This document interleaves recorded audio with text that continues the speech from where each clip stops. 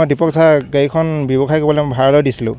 তে মাহে মাহে ইনষ্টলমেণ্ট পৰিশোধ কৰিম বুলি ভাবিছিলে এতিয়ালৈ ইনষ্টলমেণ্ট পৰিশোধ কৰা নাই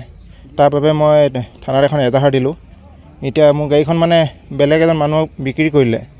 মোক নুসুধাকৈ মানে কেনেকৈ কাক কি বিক্ৰী কৰিলে সেইটো নাজানো সেই এতিয়া NOC উলিয়ালে NOCখন কোনে কাক কি উলিয়ালে মই সেইটো নাজানো ক'ৰ পৰা উলিয়ালে NOC এতিয়া দিলে ফাইনেন্সৰ পৰা দিব দ্বিতীয় অফিচৰ পৰা এতিয়া কেনেকৈ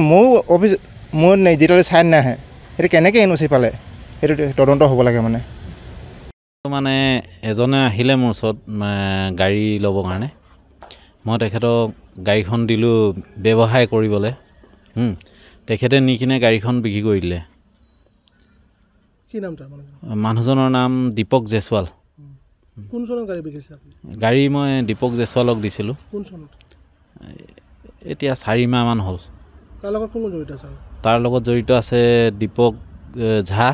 আৰু সঞ্জীৱ সোণাৰ দীপক ঝা আৰু সঞ্জীৱ সোণাৰ দুইজনক আৰক্ষীয়ে